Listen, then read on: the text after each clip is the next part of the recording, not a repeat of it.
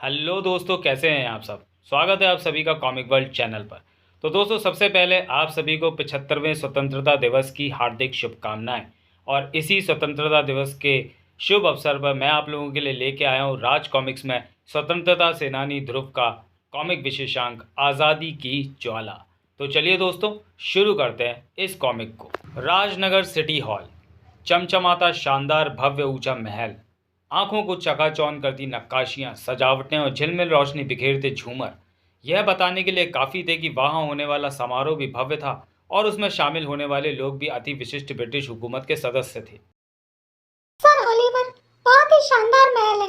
नक्काशियों में जड़े हीरे मोतियों ने तो हमारा दिल चुरा लिया है। हमने तो सुना है कि इधर की धरती भी सोना उगलती है। Yes, you are right dear lady Agatha. Bharat की धरती सोना उगलती है, इसलिए इसे सोने की चिड़िया कहते हैं। और ब्रिटिश सरकार ने हमको इसको ही पिंजरे में बंद करके ले जाने के वास्ते इधर को भेजा है।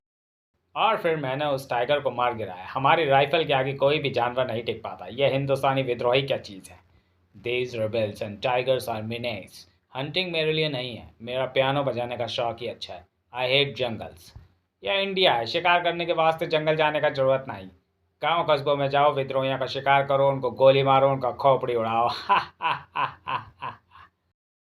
भूल गए थे ब्रिटिश हुकूमत के वो अंग्रेज हुक्मरान कि उनके नापाक कदम भारत की उस भूमि पर थे जिसकी मिट्टी के कण ने पैदा किए थे क्रांतिवीर। और ऐसी एक चिंगारी भी सुलग उठती है तो साधारण रस्सियां भी जैसे उसको रास्ता देने को बारूद का पलीता बन जाती हैं। एक चिंगारी जो अपने रास्ते की सभी बाधाओं को शांत कर देती है। कौन है? कौन? कौन बताता उन्हें कि कौन है वो? कौन बताता उन्हें कि किस चीज़ की तलाश है उसे? कौन बताता कि जिस चीज़ की उसे तलाश है वो उन्हीं पर गिरने के लिए बनी है, यानी बारूद, जिसकी दूषित गंध लिली की खुशबू से महकते उस आलीशान कॉरिडोर में फैलती चली जा रही थी। कौन था वो जो उस बिखरे बारूद पर गिराने जा रहा था? चिंगारी। निश्चित ही वो चिंगारी थी। एक चिंगारी, एक धमाका, दिल दहला देने वाला। बूम! What is this? ये विस्फोट कैसे हुआ? Oh my God mister Oliver, ये क्या हो रहा है? जल्दी भागो यहाँ से। जिसने झिंझोर डाला जश्न में मौजूद सभी बड़ी हस्तियों को। विस्फोट शायद उधर हमारी आर्मी की तरफ हुआ है। उधर हमारा बहुत कीमती असला बारूद रखा है। देखो गार्ड्स, देखते ही भून डालो एक एक को। समारोह में उपस्थित सभी मेहमान दहशत में आ गए और इधर उधर भागने लगे। लेकिन अभी बड़ी आग लगनी बाकी थी और एक जबरदस्त प्रदर्शन के लिए तैयारी थी। एक सुलगती धधकती चिंगारी, आज़ादी, क्विट इंडिया। और वह चिंगारी थी एक वीर सितारा। इस वीर सितारे को त्याग गर्व से पुकारेगा स्वतंत्रता सेनानी ध्रुव। एक वीर सितारा जिसकी रग रग में बसी थी आज़ादी की ज्वाला। ईस्ट इंडिया कंपनी की विदाई के बाद ब्रिटिश क्राउन का भारत पर सीधा नियंत्रण हो गया, जिसे ब्रिटिश राज कहा गया। वैसे तो इंडिया में रेशम, नील, कपास व अफीम के व्यापार जैसी कई गतिविधियों में कार्यरत थे ब्रिटिशर्स। एक विशेष कारण था जो राजनगर को इंडिया का सबसे विशेष वह ब्रिटिश के लिए सबसे महत्वपूर्ण शहर बनाता था, और वो कारण था राजनगर खदान। विश्व भारत को सोने की चिड़िया कहता था और भारत राजनगर को। कहते हैं कि विश्व का 50% से भी ज़्यादा सोना इसी भूमि के नीचे दबा है। इन खदानों की पथरीली सुनहरी दीवारें अंग्रेज़ों के लिए तो सोना और समृद्धि बरसा रही थी, और अंग्रेज़ इन खदानों में काम करने वाले सीधे साधे भोले भाले ग्रामीणों के जिस्मों पर बरसा रहे थे कोड़े। तुम हमको सोना दो, हम तुमको खाना देंगे, कपड़ा देंगे, हा हा हा, जल्दी हाथ चलाओ, बेटे सरकार मुफ्तखोरों को सजाए कोड़े देती है। ज़्यादा सोने के लालच में अंग्रेजों ने ट्रॉलियों को सोने से बुरी तरह लाद दिया था। उफ भुवन बेटा, बहुत भारी है गाड़ी, चढ़ाई पर इसे खींचना मुश्किल हो रहा है। तुम बस उधर से थामे रहो भूषण चाचा, वरना अंग्रेज कोड़े बरसाने लगेंगे। मैं इधर से ढकेल रहा हूँ गाड़ी को, बस हिम्मत मत छोड़ना। एक परिश्रमी के लिए सबसे ज़्यादा कष्टदायक होता है उसके श्रम का उपहास। क्या बात है, आज खाना नहीं खाया क्या? दम लगा कर खींचो। हम भारत भूमि की मिट्टी के शेर हैं और हिम्मत फौलाद की रखते हैं। मिट्टी के शेर, मिट्टी में ही ढेर हो जाएगा। अपना कोड़ा मेरे हाथ में देकर देख फिरंगी, हंसना ना भुला दूं तो कहना, you rat, how dare you. 2 कौड़ी का आदमी, आज तू खाना नहीं खाएगा, कोड़े खाएगा, सटाक। कोड़े की मार से खुद को बचाने की कोशिश में श्रमिक के हाथ से गाड़ी छूट गई। हाथ से छूटते ही सोने से भरी भारी हाथ गाड़ी नीचे से ऊपर को आते दूसरे श्रमिकों की तरफ ढलान पर तेजी से वापस दौड़ने लगी। रामू काका बचो! हे भगवान, अब अंत निश्चित है। उस रफ्तार और उस भार से टकराव का एक ही मतलब था, दर्दनाक मौत। मेरे बच्चों का ख्याल ध्यान रखना किशोर। मौत के सामने भी इन वीर भारतीयों ने एक दूसरे का साथ नहीं छोड़ा। मारने वाले से बचाने वाला बलवान है, अपने सितारों पर भरोसा रखो मंगल, तुझे कुछ नहीं होगा। उसके सितारे चमकदार थे।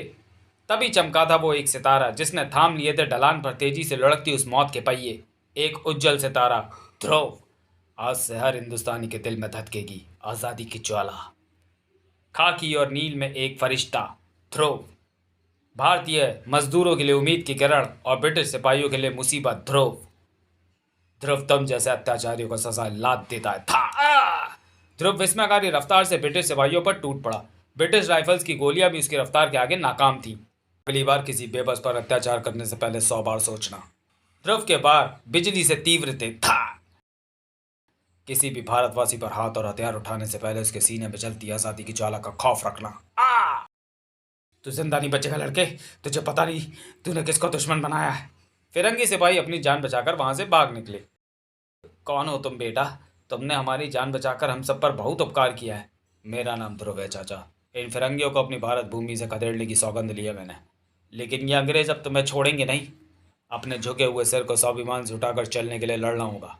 थामनी होगी विरोध की मशाल, भड़कानी होगी आज़ादी की ज्वाला। हमारे गांव की हालत इस लॉर्ड के राज में बद से बदतर हो गई है। क्रांति की बातें हम क्या जाने भला। हम वो किसान हैं जो मजदूर बना दिए गए हैं। हम पर कभी अंग्रेज की मार है, कभी भूख की। पेट की अतड़ियाँ सूख रही हों तो पहले भूख की ही चिंता होगी ना। ये अंग्रेज सिपाही हमारे ही उगाया अनाज जब्त करके हमें एक एक निवाले को मोहताज बनाकर रखते हैं। यही समय है चाचा। अब भी चुप रहेंगे तो हम न किसान रहेंगे ना ही इंसान। हमें एक ही नाम से जाना जाएगा और वो नाम होगा गुलाम। आज मैं ध्रुव आप सब लोगों से ये वादा करता हूँ कि राजनगर के किसी गांव कस्बे में अब कोई भूखे पेट नहीं सोएगा, मगर इसके लिए मुझे आप सबका साथ चाहिए। अत्याचार और भूख से पीड़ित भारतवासियों का ईमान अब इंसाफ चाहने लगा था।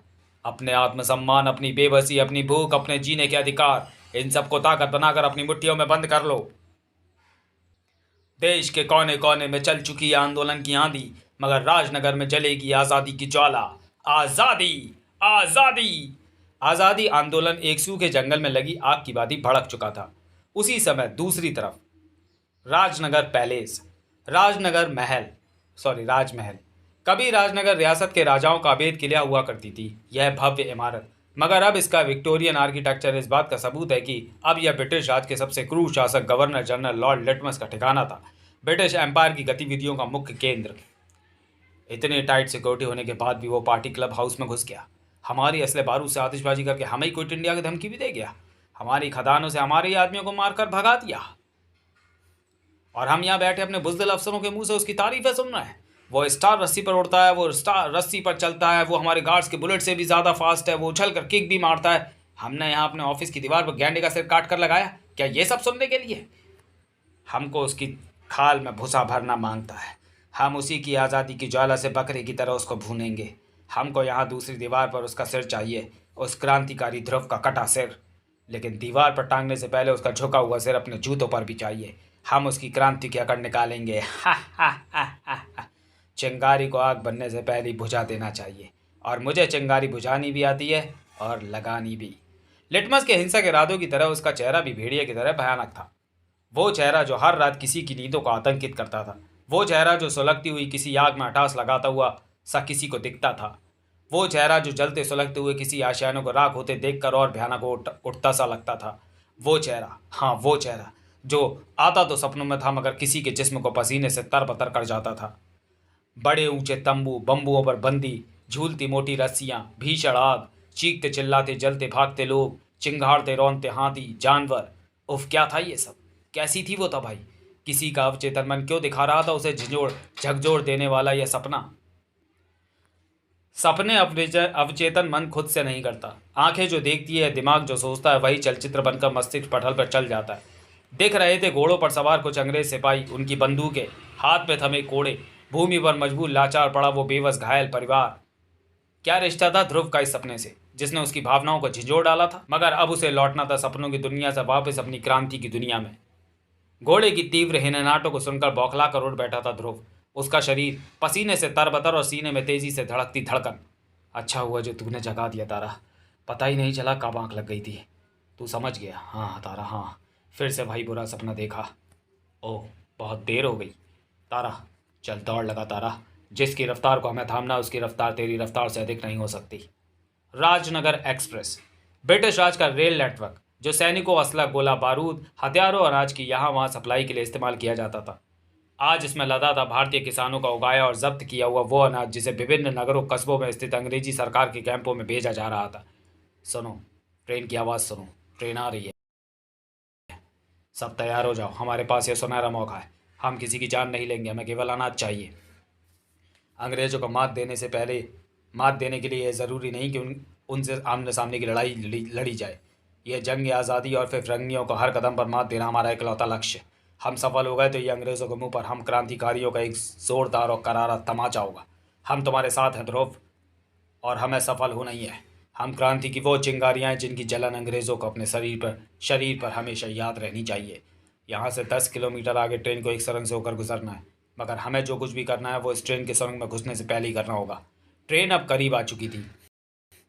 ध्रुव की सफलता आज तारा की रफ्तार पर निर्भर है। तू जानता है ना तारा, तो दिखा दे अपनी रफ्तार। आज तुझे बिजली को भी शर्मिंदा करना पड़ेगा। शाबाश तारा, तूने अपना काम बखूबी कर दिया। अब यहाँ से आगे मेरा काम शुरू होता है। ध्रुव ने बहुत परिकलित अंदाज से बिना ज़्यादा जोर आजमाए ट्रेन कोच के दरवाजे को एक झटका दिया, क्रैक, और कामयाबी, क्रैक। कोच में था वो अनाज जो गांव वालों के लिए सोने से भी कीमती था। अब बस इसको इसकी मंजिल तक पहुंचाना था। जल्दी आ जाओ, अब हमें सारे अनाज को 5 मिनट में ट्रेन से नीचे फेंक देना है। वहां से हमारे आदमी इन बोरियों को अपनी बैलगाड़ियों में भर लेंगे। अपने ही अनाज लूटना पड़ रहा है, मगर ये सब ध्रुव की हिम्मत और मेहनत से मुमकिन हो पाया है। बातें कम करो अरिया, जल्दी करो जल्दी।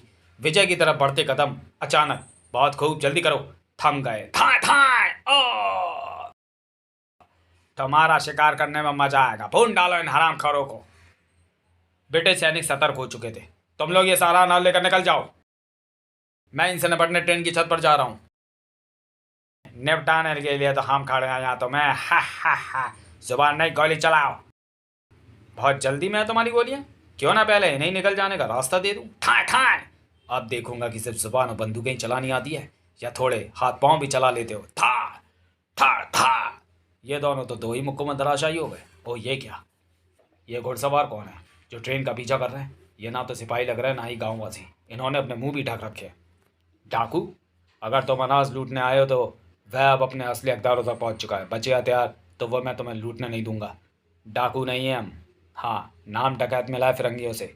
दोनों वीरों की आंखों के बीच एक द्वंद्व शुरू हुआ, मगर क्रांतिकारी हैं हम। पीछे बैलगाड़ियों के अनाज ले जाते किसानों की टोली को देखकर मैं समझ गया हूँ कि तुम फिरंगियों की इस ट्रेन में जा रहा किसानों का जब्त शुदा अनाज वापस लेने आए हो। लेकिन तुम नहीं जानते कि तुम्हारी इस हरकत से कितने ही क्रांतिकारी की जान खतरे में पड़ गई है। क्या मतलब? इसी ट्रेन में ले जाए जा रहे आज़ादी की जंग के हमारे कुछ क्रांतिकारी साथी, जिन्हें गोरी सरकार ने फांसी पर चढ़ा देने का हुक्म सुनाया है। मैं और मेरे साथी उन्हें आज़ाद कराने आए थे। अब तक वो लोग भी ट्रेन के कोच पर चढ़ चुके होंगे, मगर तुम्हारे कारण अब गार्ड्स चौकन्ने हो गए हैं। आ गए गोरी सरकार के पिट्ठू, हमारा काम मुश्किल करना है। मैं उन्हें अपनी बंदूकें भी सीधे करने का अवसर नहीं दूंगा। शाबाश, अब समय है अपनी बंदूकें सीधे करने का। नहीं, इन पर जानलेवा गोली मत चलाओ। मैं किसी की जान लेने के विरुद्ध हूँ। वो क्रांतिकारी और उसकी गोलियां दोनों ही जिद्दी थे। ठाए! हमारी गोलियां कम से कम ये तो देखती हैं कि उनसे किसी निर्दोष की जान नहीं जा रही। दूसरी तरफ तनाव और भी ज़्यादा था। इसी कोच में हमारे साथी, दरवाज़ा खोलते ही अंदर का दृश्य उजागर हो उठा, और कैदियों की उम्मीदें भी।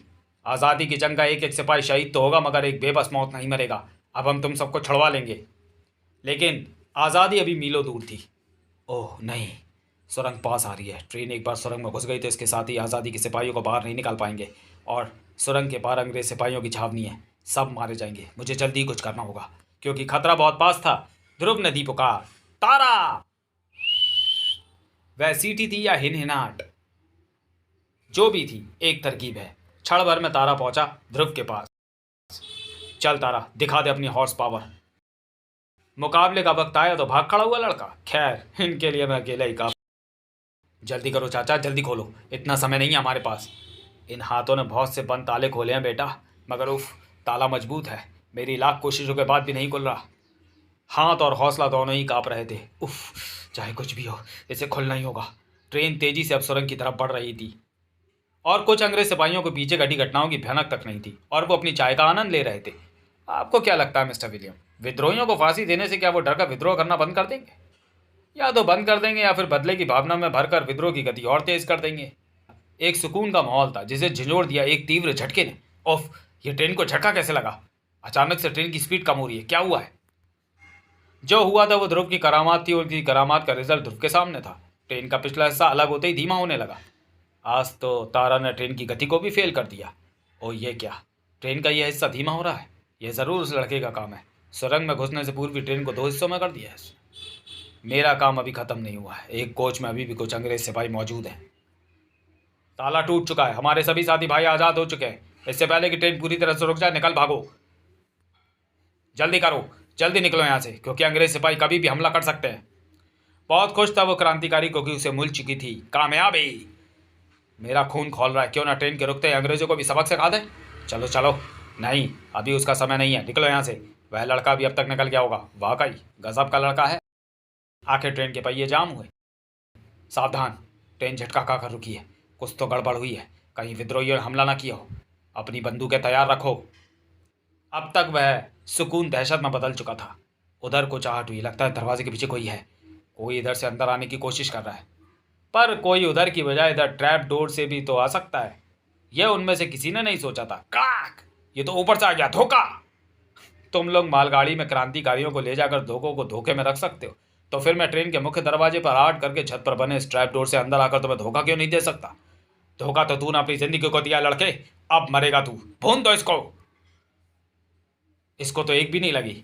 ध्रुव सामने हो तो गोलियां भी धोखा खा जाती हैं, क्योंकि बंदूक के ट्रिगर दबाने के साथ ही मैं अपनी जगह छोड़ चुका होता हूँ। अपनी गोली की रफ्तार की नाकामी देख ली, अब मेरी किक की रफ्तार देखो। था था था आ! मैं किसी की जान नहीं लेता, मगर जान लेने वालों को बख्शता भी नहीं। ध्रुव है मेरा नाम, अपने यहाँ का लिटमस को सिर्फ ये नाम बता देना था। क्षण भर में अंदर का दृश्य बदल गया। आ तो गए हो मेरी भारत भूमि पर फिरंगियों, मगर बारूद सिर्फ बंदूकों में ही भर कर लाए हो, जिगर में नहीं। देख लो अंजाम, ऐसा अंजाम तुम सभी का होने वाला है। आज़ादी की ज्वाला, जो ज्वाला मैंने भड़काई है, वो हमें गुलाम बनाने के लिए तुम्हारे सभी मंसूबों को जलाकर खाक कर देगी। संदेश बिल्कुल स्पष्ट था और लॉर्ड डेटमस के पास पहुंच चुका था। अनाज से भरी ट्रेन लूट ली गई, उसमें ले जाए जा रहे विद्रोहियों को आज़ाद करवा लिया गया, हमारे गार्ड्स को घायल कर दिया। एक तरफ वो क्रांतिकारी लड़का ध्रुव, दूसरी तरफ वो डकैत। अंग्रेजी हुकूमत से टकराने की इतनी हिम्मत, क्रांति की ज्वाला, आज़ादी की ज्वाला। लिटमस आग को धुआं बनाकर उड़ाना जानता है, इस शिकार की तरह। इतना असला और बारूद लाया हूं कि सारी ज्वाला धुआं हो जाएगी। अब बारी थी लिटमस की प्रतिक्रिया की, क्रमशः। तो चलिए दोस्तों, वीडियो को यही समाप्त करते हैं और मिलते हैं स्वतंत्रता सेनानी ध्रुव सीरीज की अगली कॉमिक। स्वतंत्रता संग्राम राजनगर में अपने कदम जमा चुका है, लेकिन लिटमस के पास है एक ऐसा राज, एक हथियार जो मिटा देगा स्वतंत्रता संग्राम के इस स्तंभ को। क्या इस आंधी को झेल सकेगी आज़ादी सेना? राज कॉमिक्स में स्वतंत्रता सेनानी ध्रुव का आगामी बारूदी कॉमिक विशेषांक जल्द ही कॉमिक हेवन चैनल पर। तो दोस्तों, तब तक के लिए धन्यवाद।